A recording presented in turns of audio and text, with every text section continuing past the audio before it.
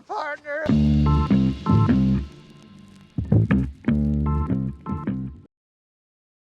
We are back. The Josh Trough Landers. Talk Podcast. Jimmy Riley. Here we are, man. Good to be back, man. Good to have you back. You're looking clear. Did you get a new phone? No new phone. Just the lighting, I think. I usually record in the living room. I'm in the room today. The garage. The harahe.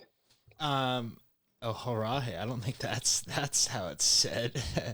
I forget. I was trying to think of it. But how is the garage living? It's pretty cool. I just killed a black widow earlier today. So that's cool. Living with some insects sometimes. But live and let live, right? Until it's, like I need to live and they need to let me live. So I killed it. Exactly. But no, it's cool, man. We only have a month left in this spot. So getting ready to move into a new spot. We're going to be on the same street as one Kenny Sullivan. So shut up. No way. We're going to be neighbors, low key. Back to it. Yeah. I found the spot just looking for different places to live. Like I tried to get this other place, a tour of this other place. And he's like, oh, that place is not available anymore, but I have this other one. So kind of tracked it down. It's like literally a block away from the PB Rec Center where they have like open runs and fucking a big ass park and fucking yeah, Primo. Sweet location. Yeah, definitely is. And what was I going to say about living there? Why are you guys out of that lease? Just because the people, are they coming back to the house or whatever? No, they're gonna tear it down. Yeah, they're tearing down this spot, building a mansion. It's like a 1950s, 40s house or whatever. Yeah, how can you blame them, honestly? Yeah, exactly. Location's primo. That's the only reason they even let us live here in the first place, is just because they were going to demo it this summer anyway. So they're like, all right, let the kids tear it up a bit. And tear it up we did. So we're just planning a last final kegger, a final banger, something to send it off right, Yeah. Especially if it's getting demolished. Throw another girl off that cliff or whatever you guys said you were doing during Mo Bamba. Classic. I wasn't there for that one. That's crazy though. That'll be fun. A little banger. Good way to go out. Leave the neighbors hating you guys one last time. A little West Side Rager. Love Can't that. be mad at it. Do you have college kids around you, or are you guys in like a neighborhood? No. We have like people that made it, like New York Times bestsellers. Oh, and, yeah, that's right. Tech millionaires, shit like that. And then old you guys people just smushed in the mix. Yeah, and just us blasting music hella loud. But we're at the end of a cul-de-sac, so it's pretty good vibes.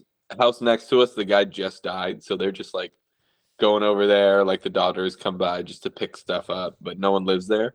And then across the street, we got Mike Sager, New York Times bestselling author. And then got that good weed.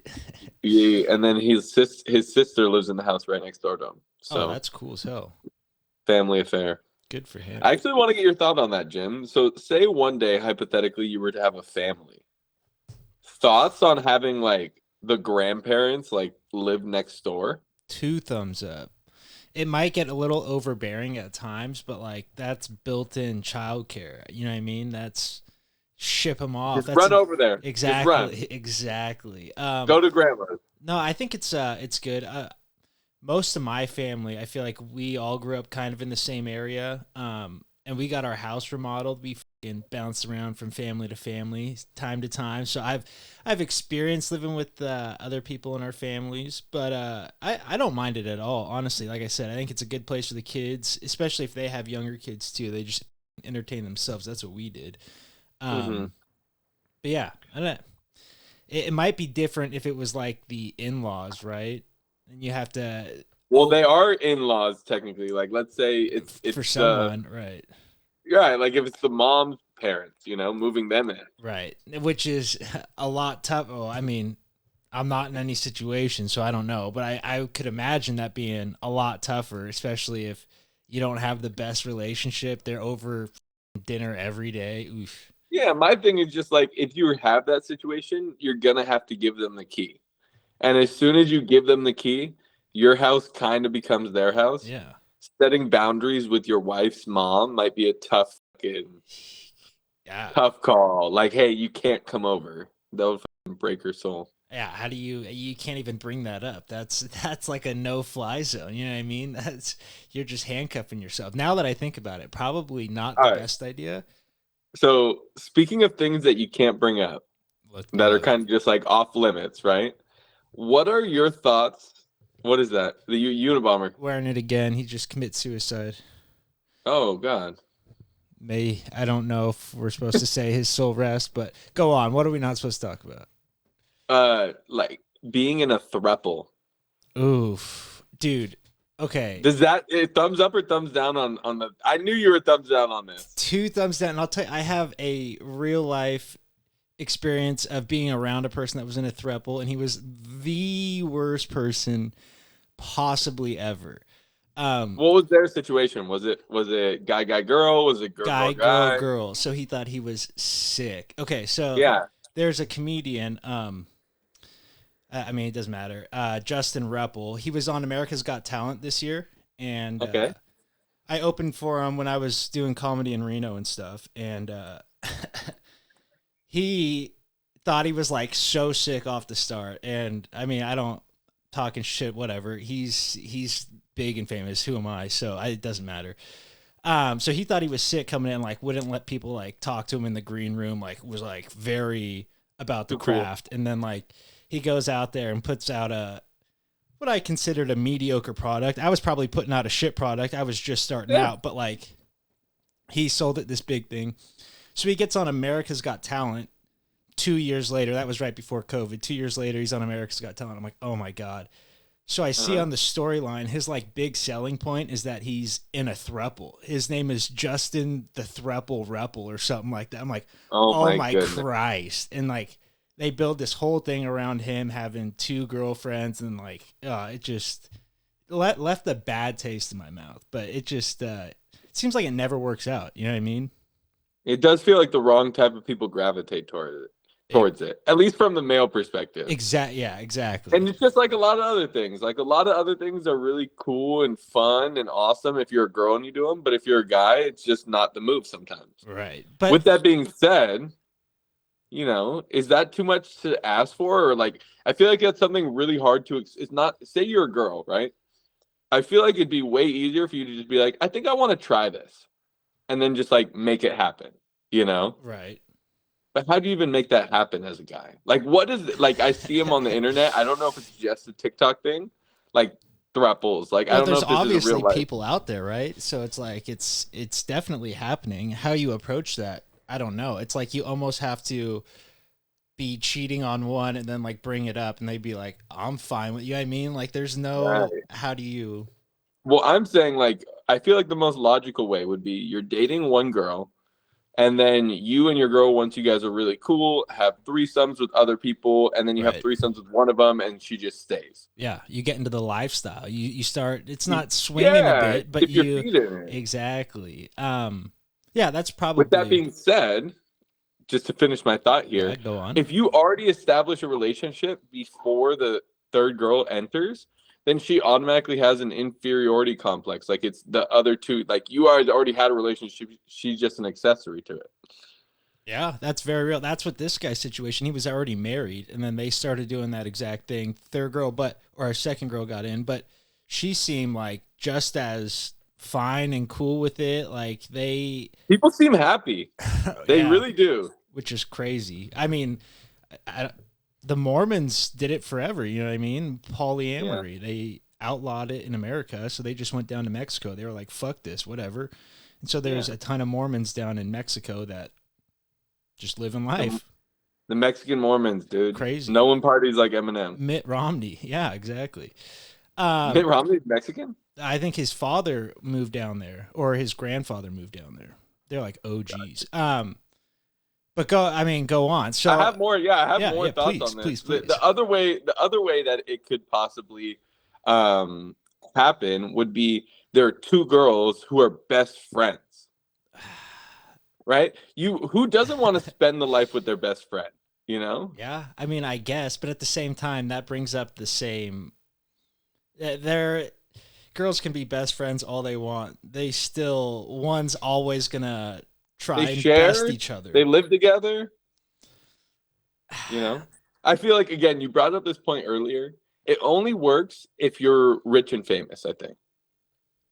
It seems to, because then you always have something else to give. You know what I mean? It's just not. You don't have to slang dick all the time. You can slang some cash here and there and keep them happy. I feel like it only works if you can afford it financially. Right. I mean, like it worked way better in a mansion. Yeah. Especially if you have like space to go off on your own too, so it's not like all three always together. I feel like that's when shit would get testy. I don't know. And in an ideal world, the girls would be closer to each other than they are to the guy or to me. That exactly. You get to go off and do your own like thing. I'm the accessory.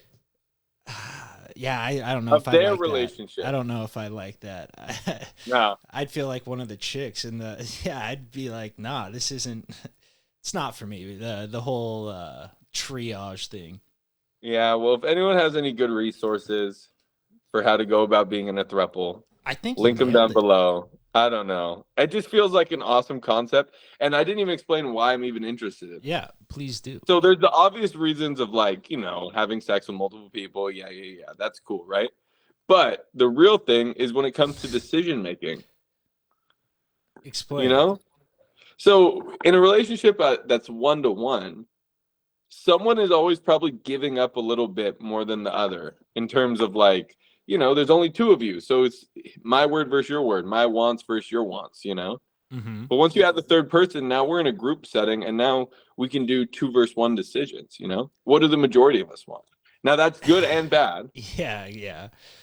Because what if, exactly. What if two people always have the same, I mean, it just ends up teaming up, you know what I mean? And I feel like that's the good part about one-on-one is you can talk everything through. You get 3 people. Now you got one more voice complicating things.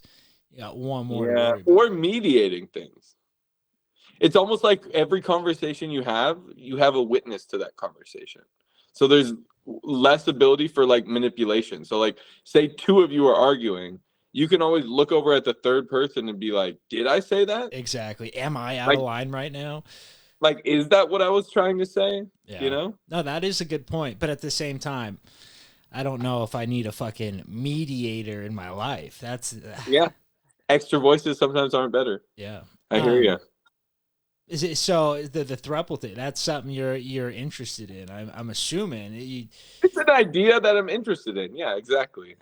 I just don't know. Like again, it's something that you can't ask for, right? How do you even go about that? I don't even know where to start. I don't know any of it. But from what I've seen, people seem like they are in healthy, happy, functioning relationships with it, and everyone seems really happy. Yeah. I mean, your TikTok algorithm's different than my algorithms. I don't have TikTok, but if that's I don't have TikTok either. Whatever algorithm you're getting the throuple suggestions on, I'm sure. Put in the comments. I'm sure they would love to have someone else join the old lifestyle with them. You know what I mean? Yeah, maybe that's the place to look, huh? But no one needs the extra guy. That's what I'm trying to say. Yeah, exactly. That's good time. Yeah. I've completed my thoughts on that matter for sure. I mean, so have I. In the thought, I'll give Jimmy's final thought in a la Jerry Springer. Not for me, man. Too convoluted, too confusing. I'm good. Yeah, I'm Gucci. But it is a good idea. I mean, in theory, it's just an idea that I'm just wanted to explore. Yeah, no, I love it. What up, boys? If you haven't heard already, it is Smooth Sack Summer. When you're playing in the summer sun, make sure you're escaped from pubes to bun. That's right. This summer, to keep your balls cool while still looking hot with Manscaped. The leaders in below-the-waist grooming are making sure we all have a ball this summer by giving our partners everything they need to stay fresh. Dive headfirst into Smooth Sack Summer by going to manscaped.com for 20% off plus free shipping with our code Trough. Yeah, I tell you, whenever I'm planning to go on a date, I always want to feel just that little extra boost of confidence. Everyone knows shaving around your Johnson down there makes it look a little bit bigger, a little bit brighter.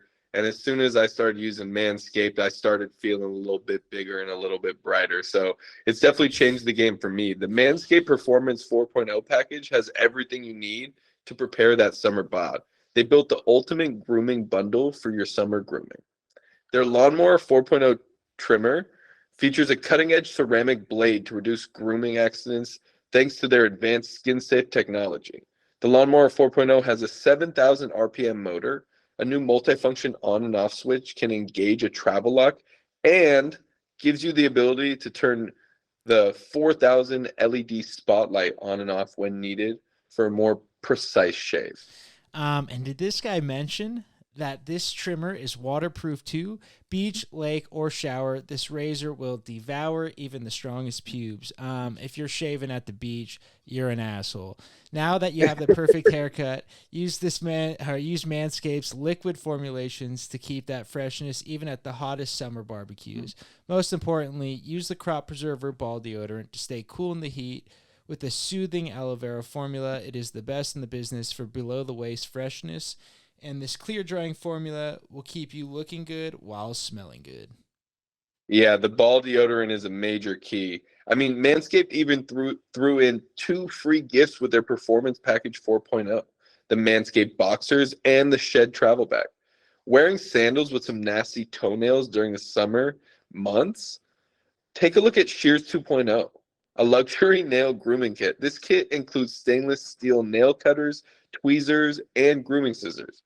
With the Performance Package, your balls will be ready to impress, but make sure you cover the rest with Shears 2.0.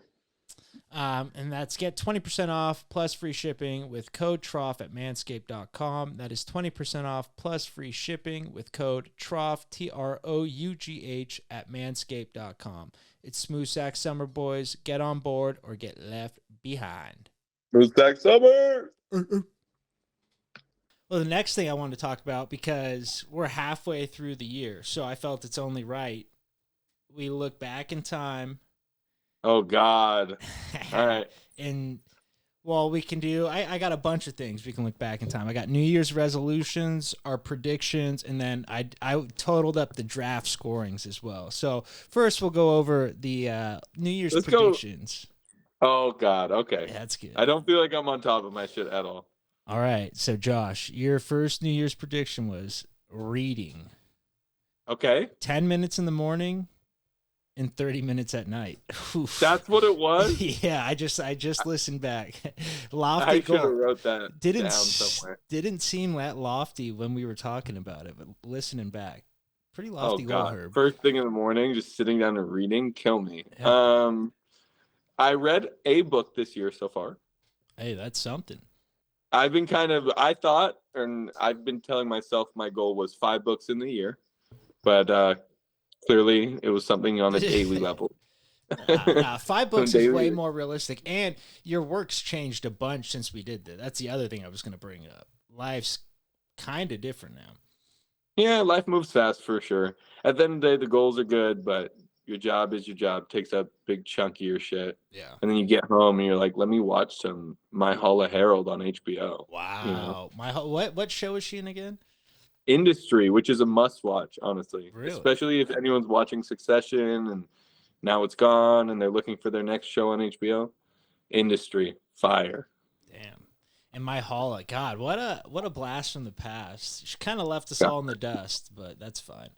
We all knew that was happening from the beginning, though. That's spot on. That's literally so true. It's so funny because in 8th grade, if you would have asked us, "Oh, what's My Halla gonna be doing?" We're gonna be like, "Yeah, she's probably gonna be famous." Yeah, exactly. Actor. Which is crazy because she is legend.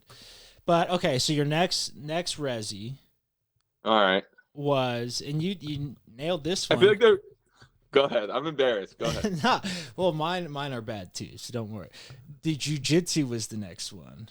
All right, we got Seth. Yeah, exactly. All right. Yeah, that one I wouldn't be embarrassed about. You tried it, wasn't fitting, didn't do it. And that one's a to be continued for sure. Exactly. It's a lifelong pursuit.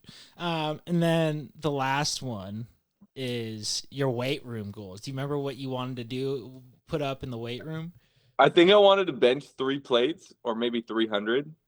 3 Was plates. it three plates? And 315. and squat 400 or squat 4 plates? Yeah.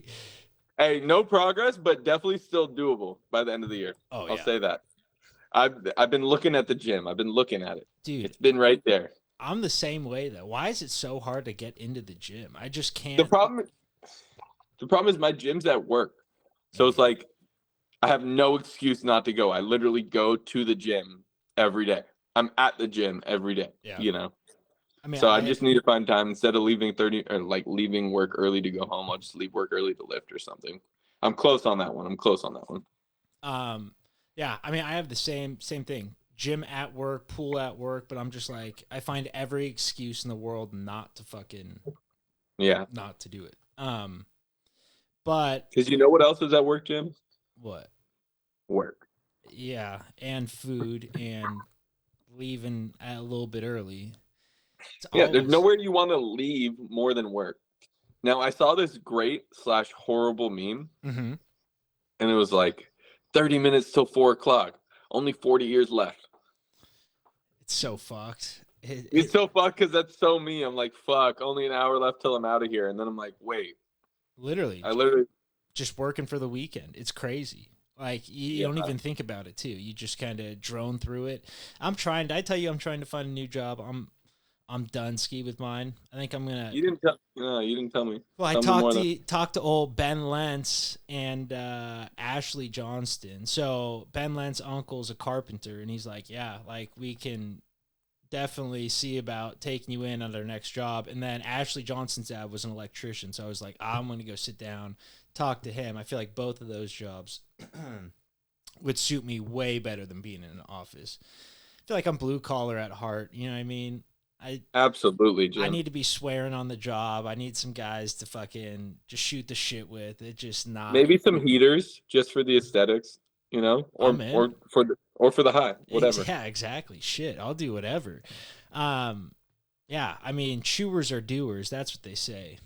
You ever heard that saying? Yeah, because chewers are doers. Chewers are doers because you don't have to do it with your hands. You're just fucking right in there.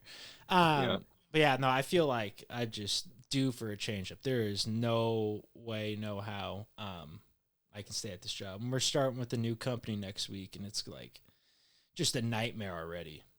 Can't do it. Yeah. Won't do it.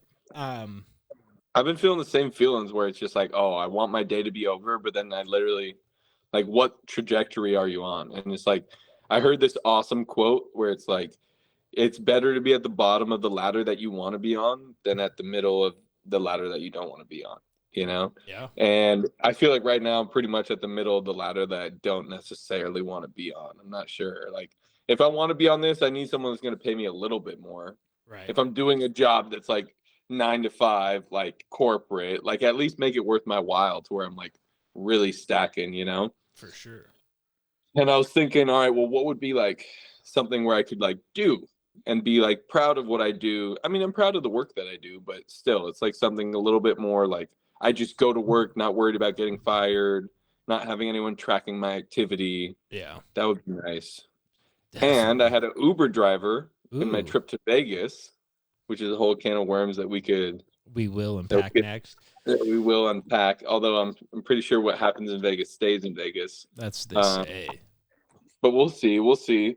But anyway, he told me that he used to work for the U.S. Embassy and that they fucking pay nice and that they fucking pay for your living expenses and they give you per diem. And damn, it sounded fire. And for normal ass jobs like HVAC or fucking really, whatever. I didn't even think like of they that. Need everything, like security, like doorman security, you know. Being a security at an embassy would be low-key sketch though. I mean, depending on where you are, obviously, but if you're like an HVAC guy, you're just fucking doing normal work for them. But it's like you obviously have to go through a certain level of background check or clearance and all that, passport, that type of thing.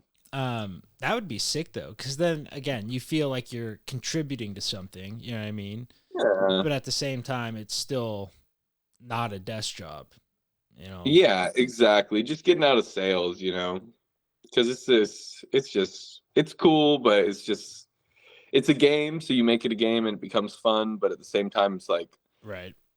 I don't need people breathing down my neck telling me that if I don't do better I'll get fired or whatever. I just want to be able to show up to work and do my job that actually like serves someone. So like being like or another thing, so I've been having my eyes on like moving to another country, you know. Ooh, I feel like that's always kind of been something you would do, you know what I mean?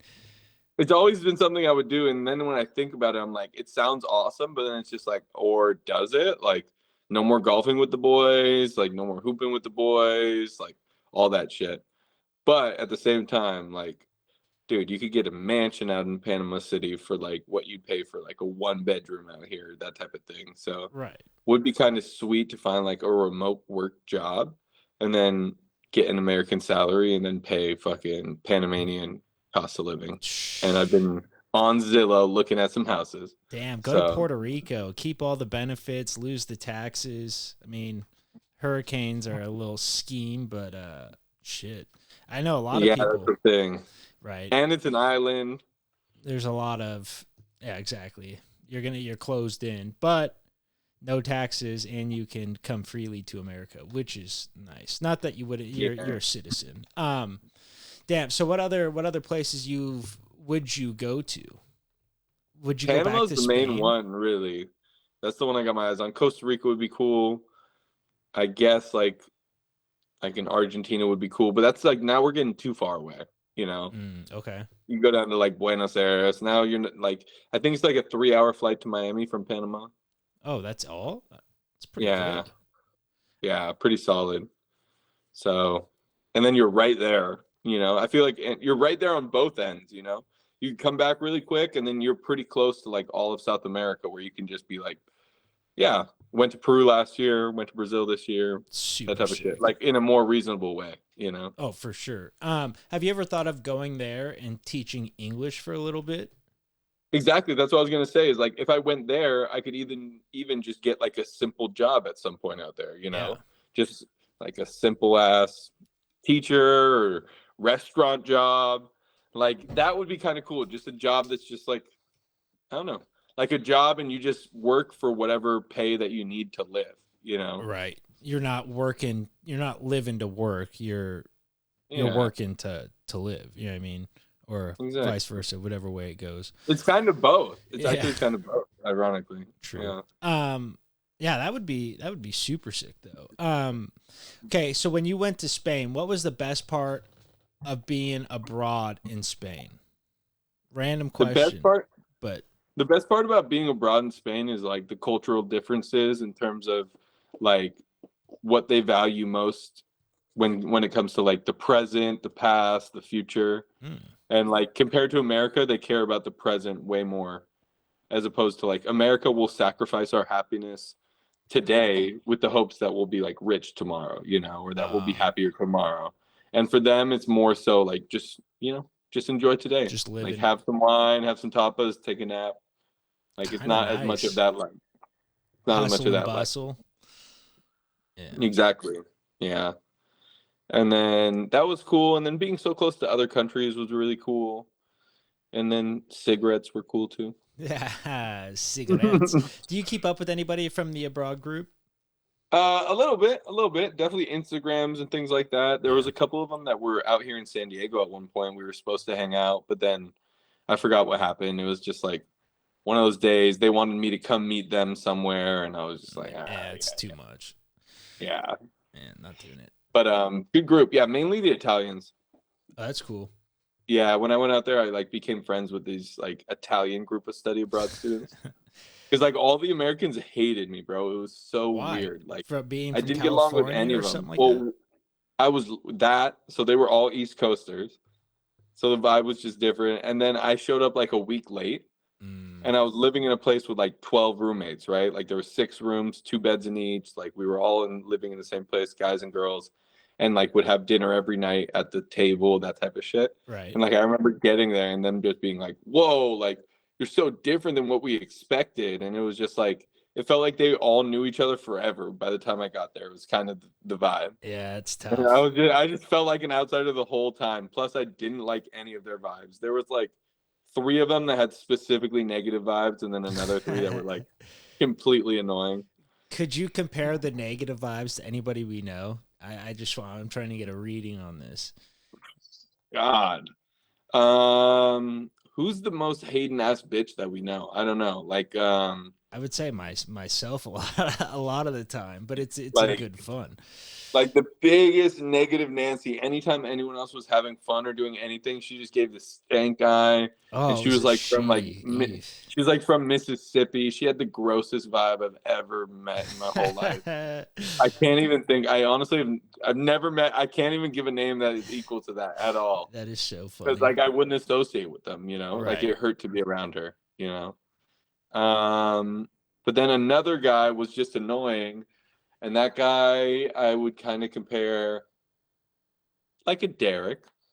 Like a Derek. Like I could tolerate him. Like at the end of the day, like he would invite me to go play soccer. We'd go play soccer or whatever. But he would just he was kind of intolerable at the same time.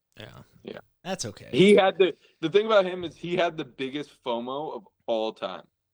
Like he couldn't say no to anything. Like if there was anything going on, he couldn't say no. He would go and do it, which was sick. You but always had at the same time, right? He was just driving himself crazy, you know, and he was kind of like East Coast Connecticut vibes. Yeah. Like, oh, you didn't. Big rich kid. But I did see him, you know, like a year ago, 2 years ago at Bottle Rock. Wow. On the way to Bottle Rock, getting picked up on the shuttle or whatever. And just he gave randomly? me some gummies. That's just so random. That's so strange. Yeah. And then he gave me some gummies, and then good guy. I threw up later. Yeah, still a good guy. Yeah.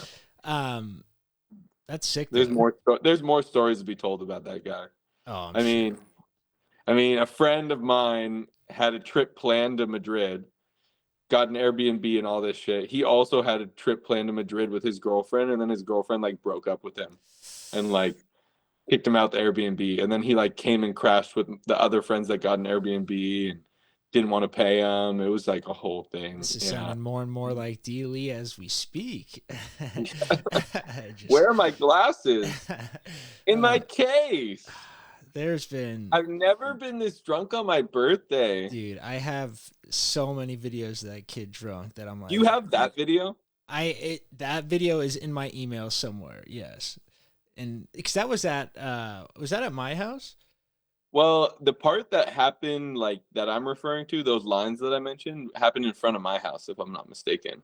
But I think you may have been driving him around. Even someone was driving him. Yes, it was like Dickie Elementary. I think you guys were before that. That was the night that I drove Derek home. The other people drove somebody else home, and then he started making out with himself in the mirror and Jack in the Box drive-through. Yeah. So good. He just started smooch in the mirror. Classic D. Lee. Probably his first blackout. One up. That was like not his 21st birthday. Let me tell you that. And Jim, when were you going to tell me you're going to be a father? Excuse me? I didn't know you were joining the Sorensen family. Oh, stop it. Stop it right now. You stop Jim, it. you dog. You do not put that on me. She's Ricky in a Bobby. relationship. You do not put that on me for a second. When does she do? I mean, congrats to Hannah. Any day now, Really? according to IG. Very happy for Hannah Sorensen. Yes. Sorry for the cruel joke. You know, when I was a kid, when I was a kid, my godfather would come over and he'd say, "I'm your real dad." Which one's who's your godfather? It's got to be a Publicover. It's kind of unofficial. I just meant I was talking about Dave Publicover. Yeah, that's exactly. I guess Doug might be as well, but yeah. How is Dougie doing? He's good. He's retired. Good. Talks to Seth on the phone every day. It's good. I haven't talked to him in a little bit, but I'm assuming he's doing well. I congratulate him on his retirement. Hell yeah. Is he still driving? What is it, a Viper? What car did he used to drive around? Cobra? The Cobra. That thing was so sick. So loud. That's his passion project. Good. He needs to never get rid of that. How's Seth doing? You just saw him, right? I just saw him. He came down to San Diego. He visited my mom. He visited my grandma on the way. Let's go. He brought his fiance. I set him up real nice. Let him have the bed. I slept on the couch. Oh man, good times. We went and got food, and then he came back to the house and he watched the NBA finals with us. How's he? Is he a big NBA guy now?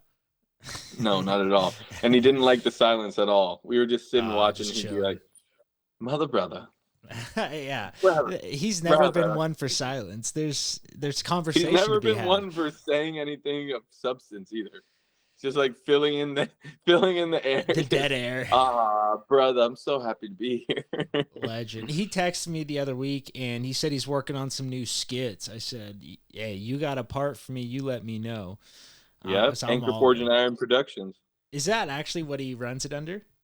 Oh, that's what we want to. Yeah, one day. That's sick. Wow, that would actually be really sick. That sounds like official. Doesn't it? Legends. Do you still have that business card? Didn't you have a business card from them back in the day? Somewhere. Yeah, it's somewhere. Damn. Sick. Classic. Grandpa used to smoke the pipes.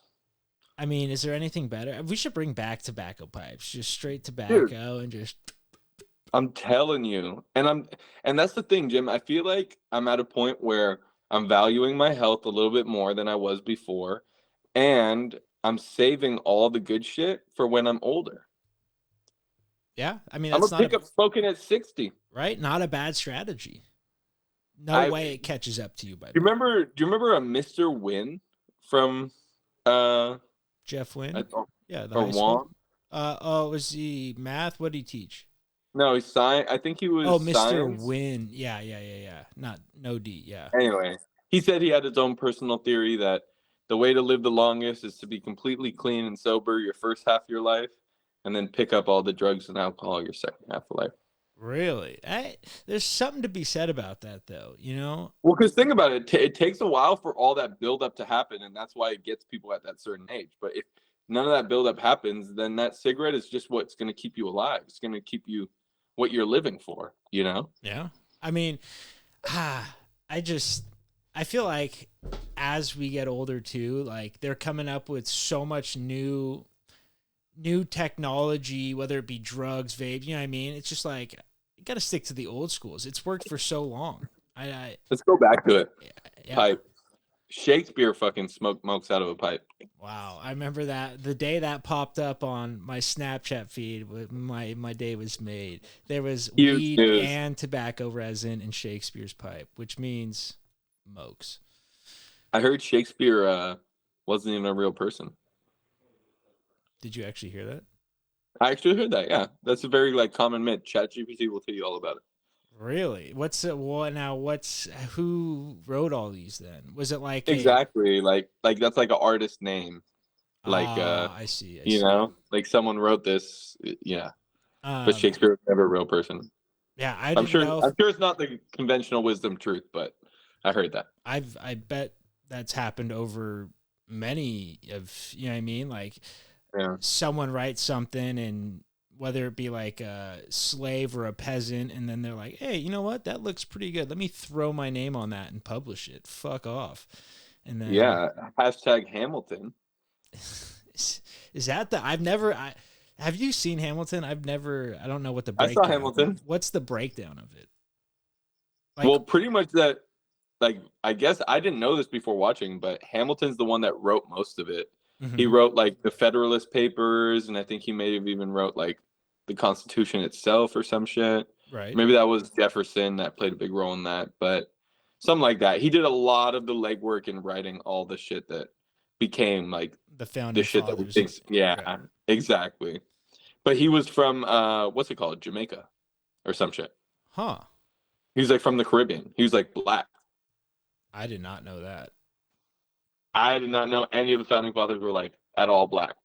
It doesn't, yeah. What? That's not in the history books. Like, I don't think he was like obviously considered in the category of like Negro or whatever the hell it was. Like, I think he was like fair skinned enough to like, you know, whatever. Yeah. But still, that's kind of a situation where it's like you write it. Yeah. And we all take credit potentially, you know. Right. I feel like it was more so the situation where you have a group project and you have the straight A student that's gonna do a perfect project whether you're there or not. Exactly. So it's like, go ahead. You're gonna redo my work anyways. I'm here to help. Exactly. Just do it. Now that's crazy. I had literally zero idea. That's like when they turn the Egyptian guy white in our textbooks. You remember those? Like when they show pictures of Egypt. Jesus? Yeah. Well, I mean, literally any of them, you name it, and they're all just like pasty white. And you're like, hey, wait a minute. Your skin would be burned, brother. I don't know what's going on here. But Egyptian sunscreen. that's what I mean. There's no sunscreen, Jesus. How are you? How's your skin not? Well, I tell fried? you what, most Egyptians I've ever met have that like golden skin, like that golden marshmallow skin. Not you know, this skin that I'm seeing in textbooks, but hey, that's okay. Made sense for me back in the day, and I guess that's all that mattered. Jim, I'm gonna have to stop you. You're getting dangerously close to critical race theory right now. I specialize in CRT. I went to school right as it was starting, and I wrote many papers on the critical race theory in the intersection of. Okay. I don't know, but intersection's a big word. That's see all I you, remember. Kimberly Crenshaw. Exactly, dude. Okay. Right. Intersection of race and gender and religion. Go. And poverty. Come on, intersect everything. Right in that. Let's get into Vegas. Let's stop the CRT. You're right. We're getting too close. Of course. It was just an offhand joke. I wasn't trying to die. I love it. Vegas. How was Vegas? Who went? Lay it on me. Seemed like it was a pretty solid crew. We got, like Nick Leone, Johnny, Kenny, Chad and his girlfriend, Kendall and his girlfriend, wow. Dante and his girlfriend, Ozzy made an appearance, Matt Tripoldi made an appearance. It was like kind of a bunch of faces there. Got there the first day. I'm staying at the Tropicana. Is this a Friday? I get there on Friday. Okay. Staying at the Tropicana. I go down to gamble at the casino, and I just wanted to play poker. Well, it turns out they don't have like poker where you're just playing and betting and all that stuff. It's modified poker. It's called Ultimate Texas Hold'em. Now, what's this? This is poker without bluffing. It's just you versus the dealer. Oh, that stinks. And so how it goes is you see your cards, and then the first 3 cards come out. So the flop comes out.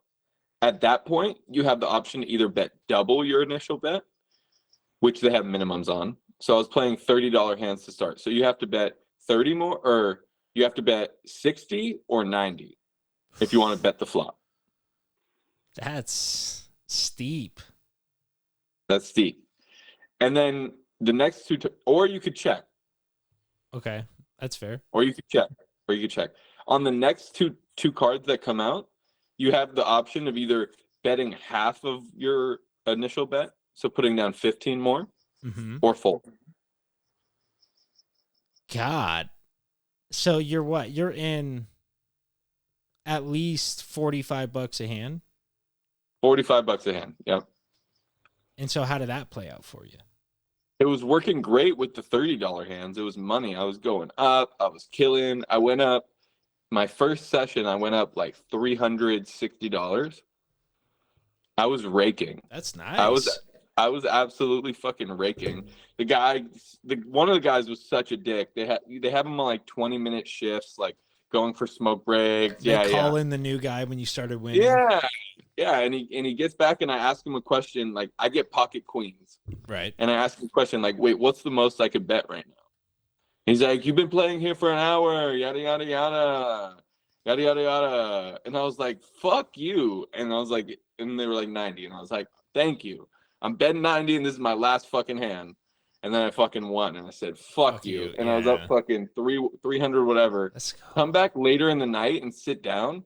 Didn't even think really twice to look. It turns into fucking $100 hands. To start? So you're start at 100. To start. And then you have to at least 50. So you're at a 150, right? 150 would be like the lowest you could play a full hand. But you would need to put, and I may have this wrong, but yeah, you would need to put like 200 in. Right. Yeah. Or like another 100 in, if I'm not mistaken. I don't know what the fuck it was, but you'd have to put like a big bet in. Yeah. So then I just didn't have enough to play. I lose 3 hands in a row, and there goes my money. Yikes! That's a tough go. And that was the same night. That's all night one. That's all night one. And now, the fans of Trough Talk are gonna be asking, why didn't you put your own Vegas strategy to use here? You take your money that you're willing to spend. You put it on a color, and you say, "I know, Jim. I know it, Jim, and I should have, I really should have. That's okay. But I wasn't feeling good about roulette once I stood there. I really wasn't feeling good about it at all. Yeah, I need some decision-making powers here, even if it's rigged against me. Yeah, it hurts. No bluffing, and it's not like you would be bluffing all the time, but just to have that in your back pocket is. Yeah, it's just it's just like no bluffing. Like there's no need to bluff. Exactly, you're not playing against the rest of the table. It's just one other person. Exactly. In fact, you're playing with the table. Like you should be working with the other people at the table to play against the dealer. So seeing what they have, because it affects like the likelihood of what will come out. Yeah, that type of thing. But I sat down next to this guy that made money. Was he playing multiple hands, or just one? No, there was another guy that was playing multiple hands at that table. That was a good crew. That's where I went and I lost again, but worth it. Still, good crew. Yeah, that one guy was teaching me the ropes, and he was making money. And he was in town for the World Series of Poker. So. Oh shit! Damn, that's kind of sick. So that was in town. Was there anything else in Vegas that weekend? I mean, I know there's always shit going on. Kind of hard to keep track of. There was prostitutes walking around. So fun. I guess one of the other guys at one of the other hotels had brought a prostitute back to the room. Sounds like Ozzy Montalvo, but I'm not gonna... I think it might have been in that room, and then was like surprised when they had to pay, or I don't know the details of it, but essentially they kick her out and the pimp comes banging on the fucking door. What do you expect? Yeah. Leaving marks on the door, all that shit. So what happened? Did they end up paying? They like called the police. It was a whole thing. What a nightmare. It was such a mess. And then Saturday I just woke up. Yeah, Saturday I just woke up and just like went and met Mateo for lunch. And then just went back to the room. Matt Melendres. Oh, nice. Oh, Melendres was there. Nice. How's he doing? I haven't seen or heard of him. He really moves in silence. I love Matt for that. He does move in silence. He's got a big old back, like a gorilla. So definitely getting thicker, getting wider, getting broader for sure. Love that. And then I think he's really been on a grind at work. He seems, if I'm being honest, a little wound up tight lately. That's okay. He seems a little on edge. But he's a killer. He's got the killer mentality, I think. Exactly. And you need that instinct for a while. You know what I mean? Get you through this like 2-3 year span, get all the rough shit out of the way, and then it's just smooth sailing. He's establishing himself, but Matt always has a plan, I feel like. Matt is progressing on a certain trajectory always, Exactly. And that's the thing. He doesn't need it to be shared with the world. He's got it in his head and he just does it. Is he still with what's her name? Yeah, absolutely. The cutest girlfriend ever. Yeah. She's just a ball of light, isn't she? She is. I've only met her a few times up in Reno, but the best, the absolute best. That whole group, I still can't believe all you guys ended up out in fucking San Diego together. It's pretty sweet. I honestly wouldn't have come out here if it wasn't for the awesome opportunity to live for so cheap in such an awesome place. That was like a can't miss opportunity. Yeah. Personally, I miss the Bay, bruh. Really? San Diego's full of fucking whack haters everywhere, if I'm being honest. Just saying. And those were just two random adjectives I chose. I was just looking for negative adjectives. But that works though. No waves, you know what I mean? Like you're at an intersection, I let you go. How about one of these? Yeah. But I also feel it's the little things, Jim. There's better drivers in San Diego than there is in the Bay Area. No. Really? I know it's a high bar, but San Diego drivers stand out as horrible. Like, no one thinks it's their turn to stop. I'll tell you that much. We're all rolling. We're all rolling through the stop sign, just kicking. Everyone's just too good to stop. Yeah. Yes. But that's what I'm saying is if you're too good to stop and you roll through, hey, throw the wave. That's on me. Yeah. Throw the wave. Yeah. Damn. Make eye contact. I need some icon tizzy. Yeah, I feel that. So you miss the Bay. What's the one thing about the Bay you miss the most? I mean, aside from that. I miss you, man. I miss my friends. That's what I was talking about. You nailed it.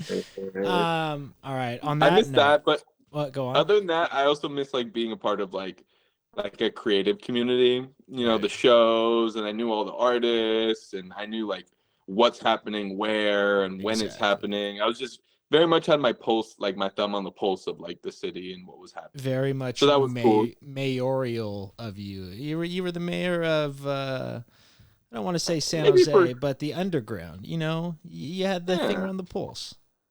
I think I did, at least for a short time. So that was legendary for sure. And that would be something that would be fun to do. Like, I felt like I was kind of on a path to go entrepreneurial, but then just like decided to fucking do sales because kind of like safe and it made sense and it was a good opportunity, all that shit. But it could be cool just to do a monthly show, a little bit of photography, a little bit of the hop on, and fucking piece it together, you know? Fuck yeah. And then the hop on, last thing, is that still? It is, but it's fucking teetering like a motherfucker. Like, it's just not, there's no momentum. Right. You know, we had to have talks about like, what the fuck are we going to do? Like, I personally think it works better as just a seasonal thing. Seems. Yeah. Not to put too much out there for public consumption, but like maybe not purchasing insurance and fucking all being like all up to the T all year round. Right, you know? right. I know what you mean though. Like maybe just having it be a bike that we own, like not a business, just a bike that we own that during the holidays we take out for some gear that people might tip you to ride. That's okay. Exactly. I don't know. It's just like I'm not there to do any of that shit. And they're both working like 2 jobs. So like when a ride comes in, it's a scheduling nightmare. So we're definitely about to pivot into something else. And it's definitely something that I'm just kind of like dreading dealing with, to be honest.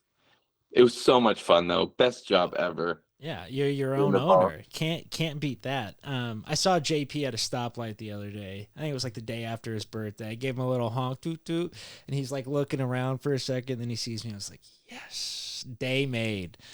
Always. Hey, speaking of birthdays, coming up. You got a birthday coming up next month. Yeah. Yes, sir. I don't. Any plans for the 40th? Wow, disrespectful. No, I don't do anything for my birthday. I'm not. Yeah. It's not a thing for me. You know, always been that way. My family usually goes camping that like weekend, and I usually have the house to myself, and it's a nice day of reflection. You know, see where we're going now. Exactly. Again and again. Nailed it. Okay. Well, go on. Go ahead.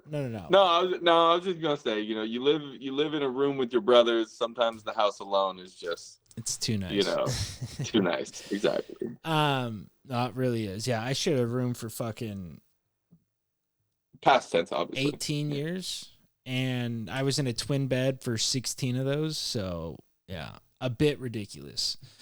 My feet, literally all 3 of our feet were like hanging off the bed. It was like a fucking sitcom. It was so bad. But yeah, let's move on. Final piece tonight. We're gonna do a draft. I'll go over our scores are damn close. I want to hear predictions too, if you can. Just so we cover our bases. Predictions for from the beginning of the year. Wait, say it again. I'm confused. From the beginning of the year, we had the resolutions. We had the draft results. Okay, so we'll do the predictions first, and we'll lead into the draft. So the predictions, you still got one out. You got the Giants, Yankees in the MLB. That's the only season we got cooking. Then you had the Eagles, Chiefs. No. You had the Eagles, Niners. No, Chiefs, Niners. That would have been sick. But you had Chiefs, Niners, Chiefs winning. Yeah. And then I know I was looking back because I think I scratched out. I don't know if it was mine or yours. I scratched out Chiefs, Eagles underneath. No, swear to God. And I don't know if it was like something we said and was just like, maybe like I was 50-50 on the side. And I just went with the home team. Right. Yeah. And then the last one you had Nuggets and the Bucks, and the Nuggies won. We love that. You should have put a future. You should have put a big future on that. Dude, that was early. I saw. Oops. Preseason pick, my boy. You cut out a little bit there. That was a preseason pick, my boy.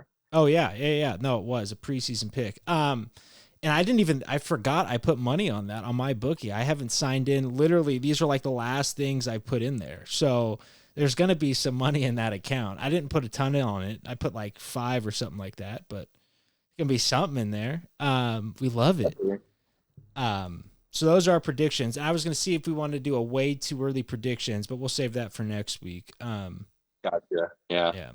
We need a way too early fantasy football kind of outlook, however you want to call it, preview, season preview. Exactly. I would love to hold court for that. Yeah. When is the draft?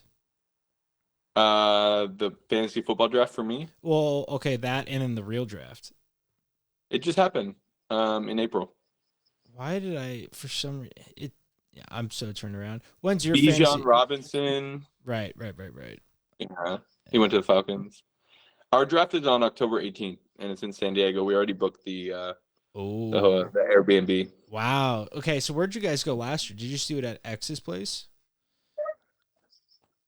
Last year we went to this guy Cedar's place in the Santa Cruz Mountains, or his parents' place. There's a pool, or maybe it was Scott's place, Mossick. So this is the first destination? No, not the first. We did it at a cabin one time in Tahoe. But yeah, I think this would be the biggest destination one. Yeah. Damn. We're building up to Vegas. Yeah, exactly. And you guys got a sick league. Is anyone dropped or anything, or is it the same guys? Definitely not the same OGs. So this past season, so last year was our first year with the new 12, and essentially Dom Zoni dropped. Oh, that's right. Kyle Dominic and Mike Mazzoni. Matt Mazzoni. Matt. Yeah. They dropped, and then we got Chris Santini's older brother. Okay. So right. That's hilarious. I just call him 11 because he was the 11th person added into the league. 11. And then we got Mossick's best bud Cedar. Who joined as well. And Cedar tried to join in the league like when we had our first opening back in like 2014. And got denied. He got because Miller, our guy Miller, who played baseball. Do you know Miller or no? He played baseball at I think like Valley Christian and then Cal, Berkeley. But yeah, he wrote like a dissertation. Like he wrote like 10 pages. So you're like, yeah, you're in. It was undeniable. No one even read it. No one even read it. It's like, I'm not going to read that, but you're in. Exactly. You know? Exactly.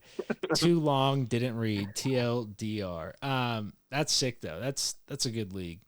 I know Roach is always invested in it.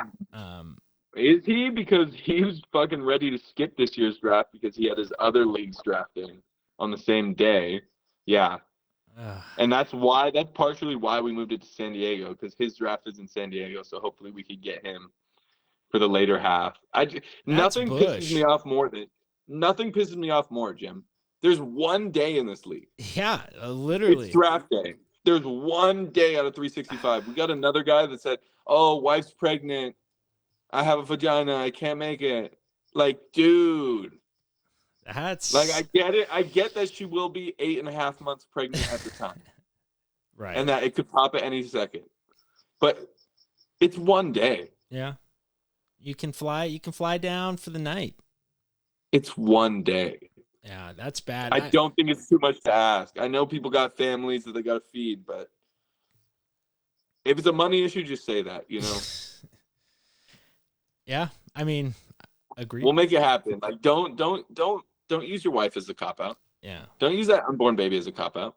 Come on. Already using that's an unborn baby. Already, a baby is the best excuse to not go to anything, though. I mean, that's because no one wants a born baby there whining its ass off. It's like, you know what? Probably best you just stay home.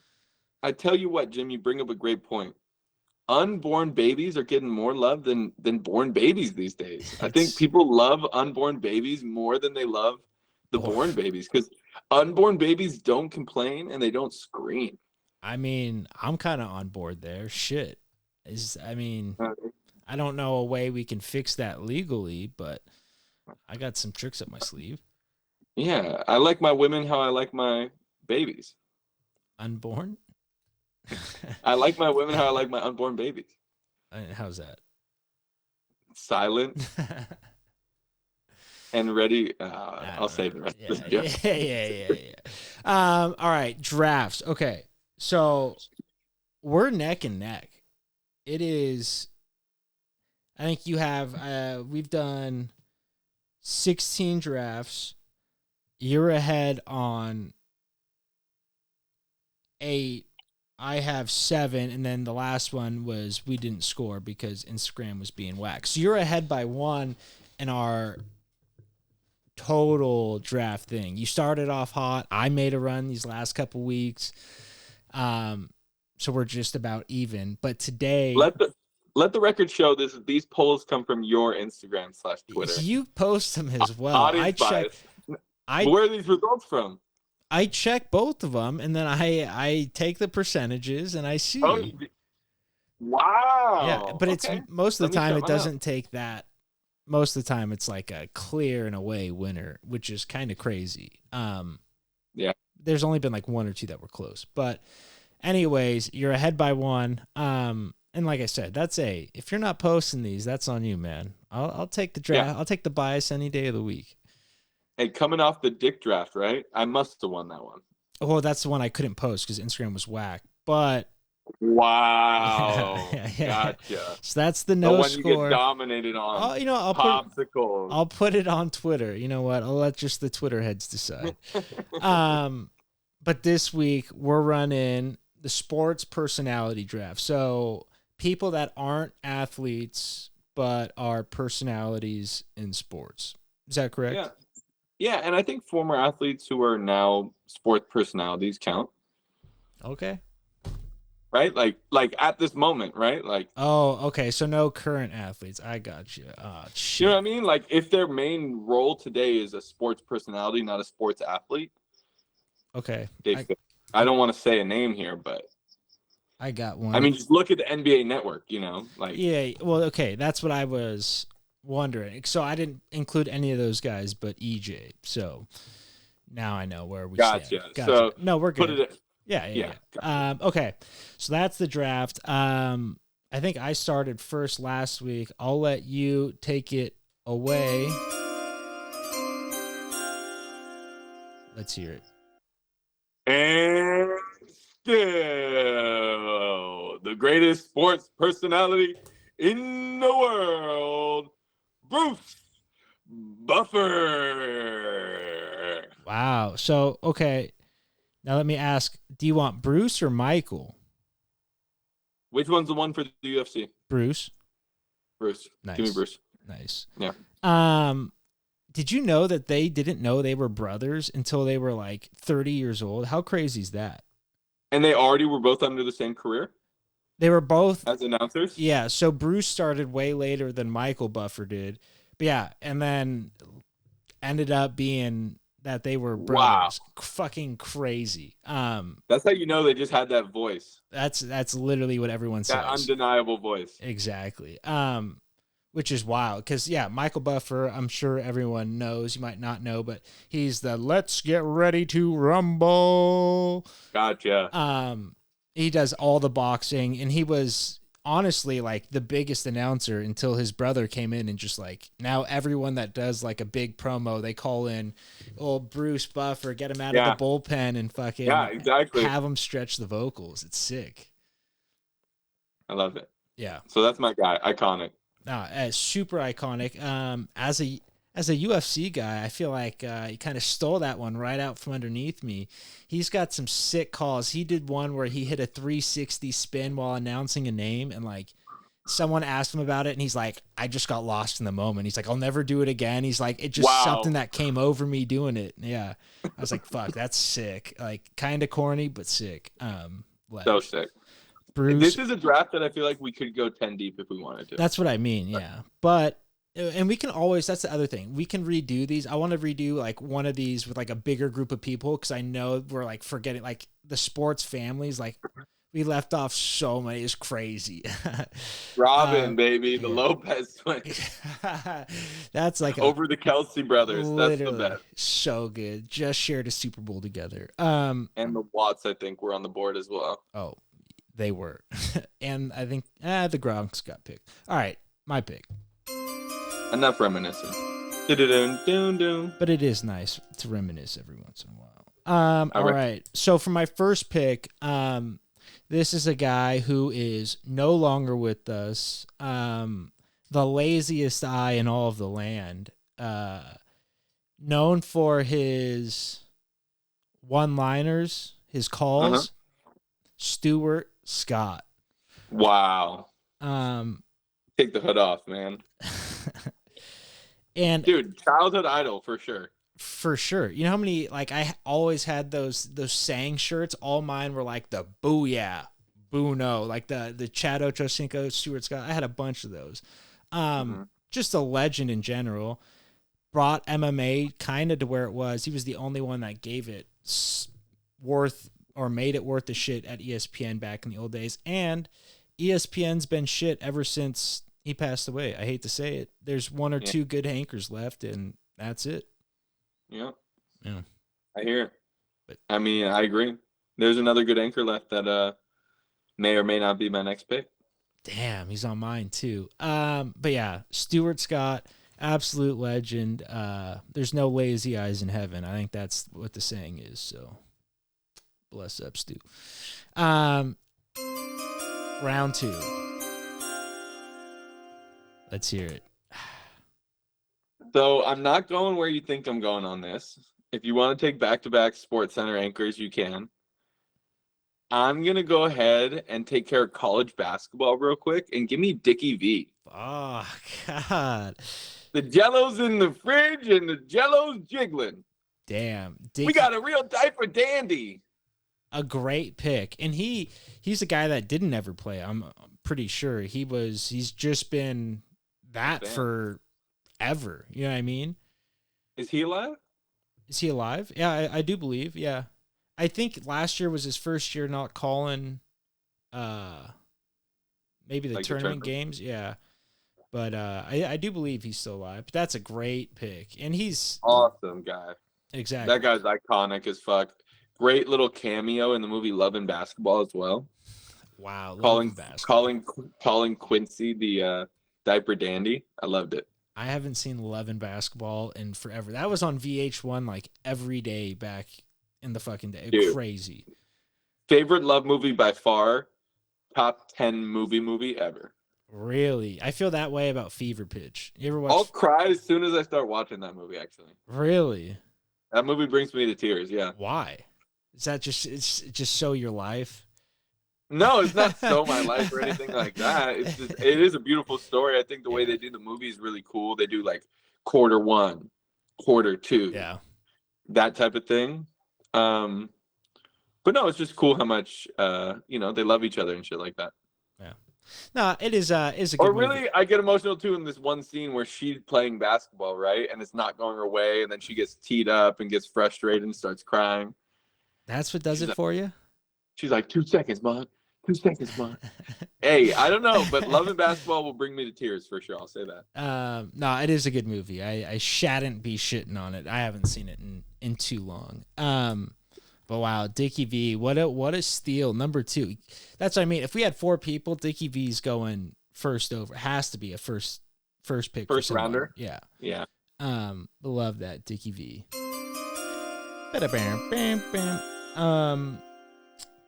Wow. Okay. So this now having athlete personalities really changed this, but I'm going to go off my list now. And, I think the only guy that's got a bigger personality than sports itself is the one with more nicknames than I can count. And that's, Shaq Diesel.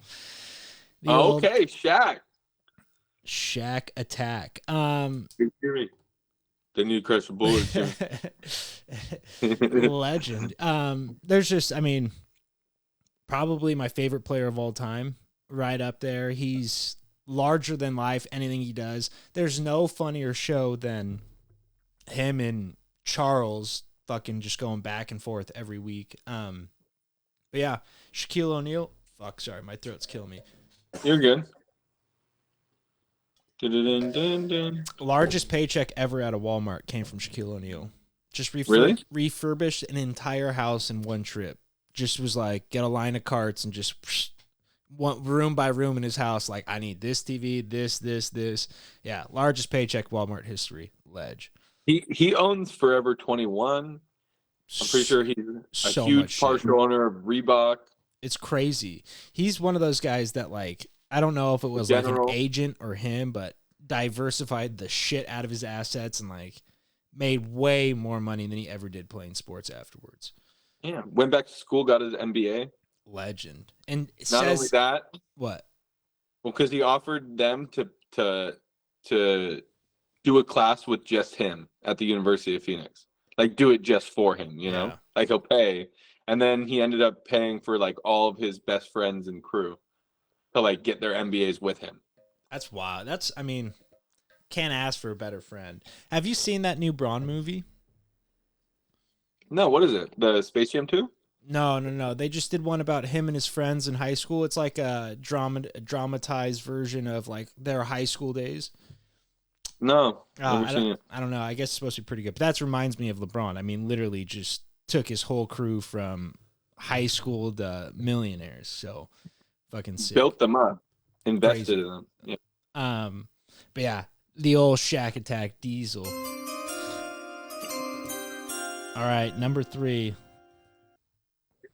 All right, I think I'm just gonna match your pick here and go Charles, because I think Charles is the more entertaining of the two. He definitely. If I'm going to be honest, I think people tune in for Charles because you just don't know what he's going to say. Shaq knows what you should and shouldn't say, and so he steers clear. Charles knows what you shouldn't and shouldn't say and dives right in. He tries to pull Shaq right in with him, straps on that anchor, and just like, come on. And I kind of do believe Charles. Whenever he has a take, I kind of just believe him that he believes it. That's what he's not going to lie to you. That's the thing. He's going to. It might be the worst take ever, but it's what he actually believes. Exactly. I think he sees it for himself. He doesn't just go off what other people say.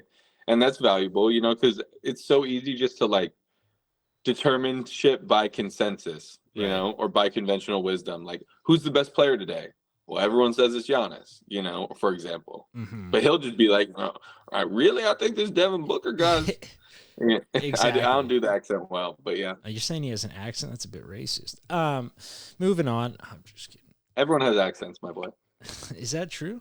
Even us. I don't think so. Everyone in California thinks they don't have an accent because everyone in the movies and TV sounds like that. Yeah, exactly. Because it's filmed in California. But you know what? There's something to be said about that. Clear and concise. Is that an accent, or is that just how it's supposed to be said? Is it how it's supposed to be said, or is it how it's supposed to be said? Supposed. Well, there's California shortening words for you. Wild accusations being thrown around. But no, I like the Charles pick. Never a champion too. I feel like that adds something to what he brings to the table. You know what I mean? Always got that chip on his shoulder that everyone around him's got a W. But love it, Chuck. Now 3, I'm gonna go off script again because this person was an athlete. This person was a man. You know where I'm going with this? No. Caitlyn Jenner. I mean, how is that a fourth personality? Because how is it not a decathlon winner? There's no bigger personality. That's the athlete part. And where's the personality part missing? Everyone else mentioned here talks about sports. Oh my! Do you? It is in the sports ecosystem. I'm not hating on the pick. It's Stan. The picks are final, of course. Oh, I'm not backtracking on this pick. I'm saying Caitlyn shares more about sports than just about anybody I know. Oh, I don't follow. Maybe I'm not up on it. Does she have like a crazy takes? She has takes on transports too. I mean, she is all over the place. She doesn't give a flying fuck, which is hilarious. But yeah, that's the reason. Hell of a golfer too. Have you seen Caitlyn Jenner hit golf balls? Holy fuck. I've seen him do the step off challenge. So good. So the fucking best. Good. But yeah, that's going to be my pick. You know what? And the fans aren't going to hear the talking side of this. They're just going to see the picture of Caitlyn and throw the vote in. That might be a little They'll know who to vote. Exactly. Right here. Third round. Okay, this is number 4. Oh God, this is where it gets Ba-da-bam-bam-bam. tough. Who do I need on this roster? So I have MMA covered. I have college basketball covered, Mm-hmm. and then I have the NBA covered as well. Let me take care of the NFL and grab John Madden. Wow. Whoop. Whoop! I feel like that might be Boomer though. Boomer's actually the whoop. Is it? What is John?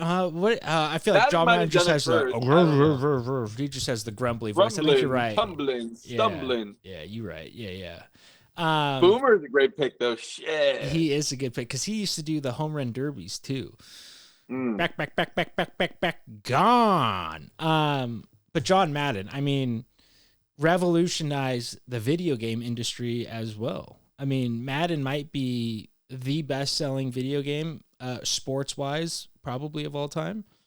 Yeah, and football is a complicated game, and he made it digestible. A lot of people learn football from that.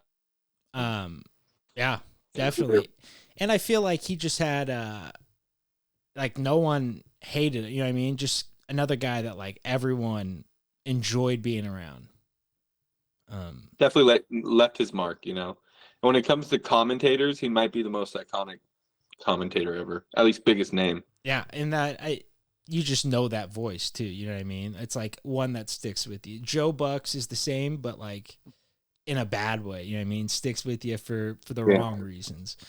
This would be a good 4-person draft because there's hella honorable mentions here. Yeah, too many. And I don't know how local to go with it because I have a local personality that's like Crazy Joe, Crazy George. Yeah, I have him on Crazy the George? list. I mean, he's a San Jose guy through and through. I don't think he'll get the nod here, but here we go. Eek. All right. So this next guy, I'm going to go in the podcast realm here. And okay. this guy is a newer guy, just got signed by ESPN. I'm leaving your Bill Simmons out. I don't. Bill Simmons is what sprung the idea of me even doing a podcast. There's 2 guys. I love that. The Podfather. That's great. There's good. 2 guys that I'm gonna decide between on my last pick. I hope you don't draft one of them. Wow. I guarantee you don't. You might. I don't think you have this. I mean, maybe, but we'll see. Number 4, I'm gonna go with Pat McAfee. That's the guy. Really? That's the freaking guy, and I should have taken him earlier. That was the one guy I wanted. I should have taken him earlier. I kind of forgot about him. So did I.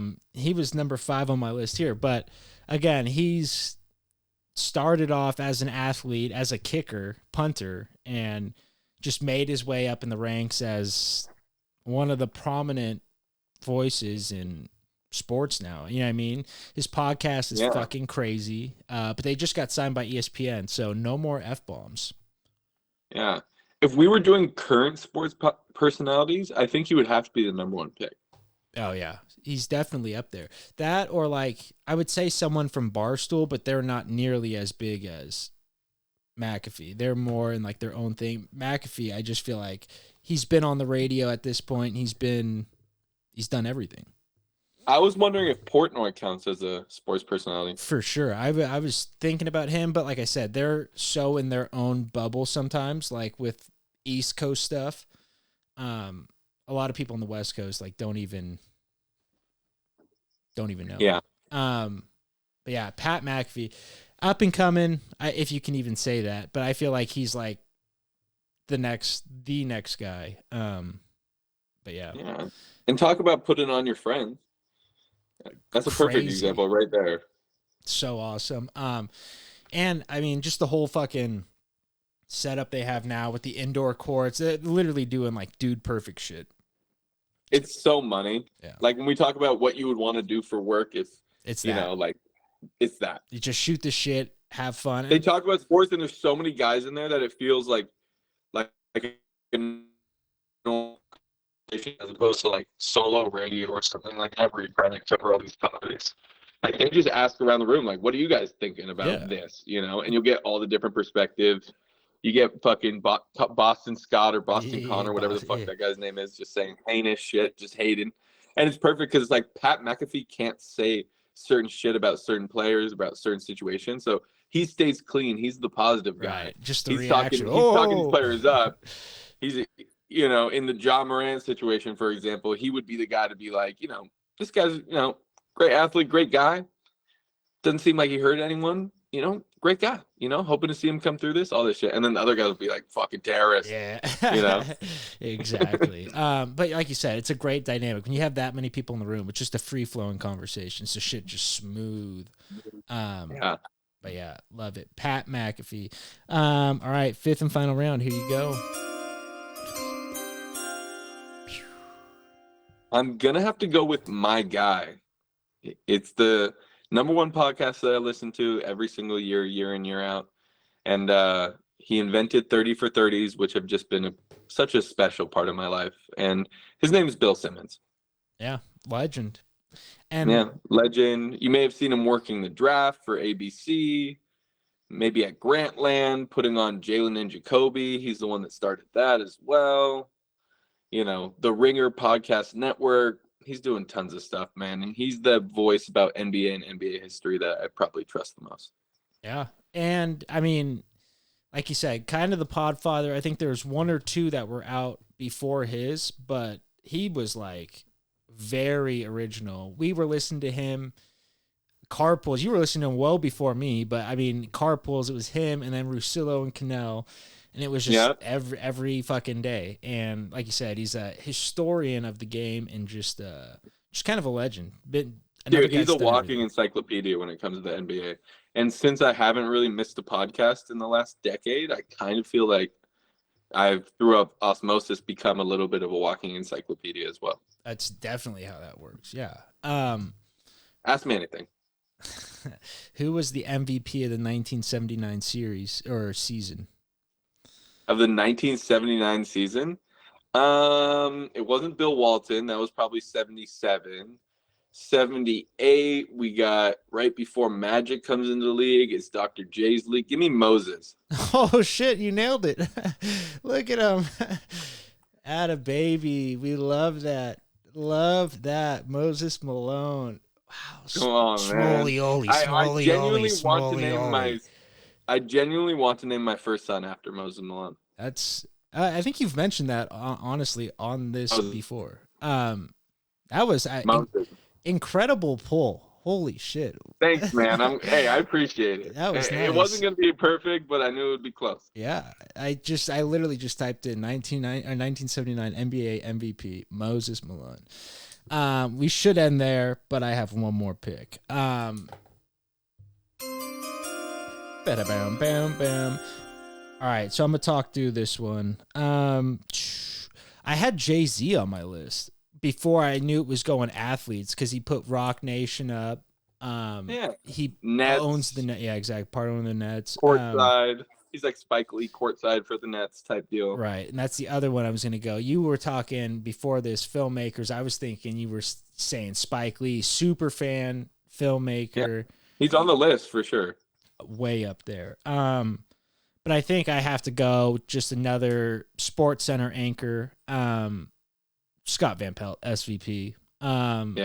Just a legend. He been with ESPN forever. He's another guy that's, I feel like I've seen his career, like, not from the start, obviously, but been watching him since I was a fucking kid.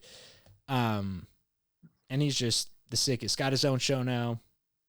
Yeah, it's a great pick. He also does the Masters at Augusta. Yep. He'll be up there in that center fucking tower, watching the whole thing, seeing the coffin corner, all that shit. So, very versatile, right? He does it all: basketball, golf, the radio show. I mean, SVP and Russillo was just. I honestly was a bigger fan. I know you don't like Cannell, but I was a bigger fan of Russillo and Cannell. R and K all day. That was such a mess. No, I hated that. Danny Cannell, I still follow him on Twitter, and he just Florida State suck job. I mean, that's all he does is suck off Florida State. It's wild. You know what that felt like? It felt like if you, your dad, and your brother, when you're 8 years old, go to do a job, right? Let's say it's laying bricks. Right. And when the dad's there, you guys are humming, and you're laying bricks. Dad goes to lunch. Ain't doing shit. When dad's away, the It's just boys will nothing. play. Where's the adult in the room? Yeah, Yeah, exactly. exactly. So when the dad's away, they needed an adult in the room. They were a mess. Go to the week. Come on. Yeah. We've talked about this on this pod. Come on. It was a mess, but it was my mess. You love to go to the week, though. I did. It just everything about that. You got it. I get it, but I don't think Cannell got it. Yeah, no, he didn't. That's kind of like the whole thing was like he would just have kind of not ridiculous takes, but he would say stuff, and then Russillo would have to like course correct the whole podcast. And it was like, then Russillo got in trouble, and it was like, okay, now no one's got the reins of this thing, so probably gonna have to end it. We could go on this topic forever, dude. Sports personalities, it's so deep, good. And that's what we should do another one, but of like duos, like best like Neil Everett and Stan Verrett, like those, like Kruk and Kyle. Yeah, Van Gundy and Jackson. Exactly. That'd be another fun one because there's a bunch of fucking duos out there. Did you have any other honorable mentions? So many, bro. Yeah, so many. Ryan Russillo was one. You got SVP. Yeah, I mean Joe Buck. What's his name? Boomer. Boomer would be one that I would love to have. Chris. Dan Lebitard. Ooh. Michael Wilbon. I'm not a Leaves guy. Not a Lebitard guy. Tim Legler. Legs. No one. I'm still surprised. No one's. I'm sure he's just turned down offers. You know what I mean? So I'm sure he loves the job, just breaking shit down. Really? No, he couldn't even get a job coaching at the college he went to, LaSalle. That's crazy. He wants to be a coach of a college program really bad. I heard him on a pod talking all about it and how disappointed he was that no one would give him a shot. He runs his kids' AAU program. That's doing wild. well, killing it. Everyone knows who he is. You don't think it's going to help with recruiting? He would do an awesome job. Well, exactly. You would think someone would take a chance just exactly for connections to the NBA. Like, what? Everything. Yeah, that's crazy. I thought it was I thought he was like, nah, I like taking the money and taking a cake job, but yeah, that's shit. Yeah, I put Reggie Miller. Ooh. Fuck, I'm forgetting his name. Peter something from the NFL Network.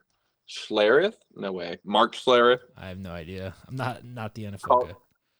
Colin Coward.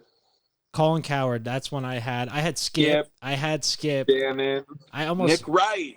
I love Nick Wright. He should have been on my list. I went too classic. John Madden. You know what? Nick Wright, though, is just a fucking dick writer. That guy finds one guy he's in love with and just like studies them like it's a fucking science project. It's crazy. He does do that.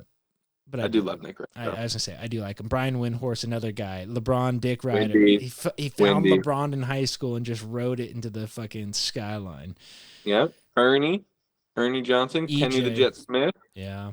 Jalen. We mentioned Jalen Jacoby a little bit. Jalen would have been one for me 5 years ago. Yeah, Ernie probably deserved to be on my list, but yeah, I don't know. Mike Breen. Bang. Mm-hmm. Yeah. Stephen A. Stephen A. is another good one. Max Kellerman is across many sports. How about Barry fucking Melrose? Wow, that as cool as the rule, as they say. Yeah, and dude, we should do on just Sports Center because like the golden days of Sports Center anchors. Who? Teddy Bruschi. Yeah, legend. Who? God, I'm trying to think of. Greg Olson. What's your name? G Reg. What you do? Get hit. Drop my draws and let us see my third leg. Hey. Ow. I think that's how we're ending this one, folks. What a podcast. Thanks for doing this with us. And until next time, adios.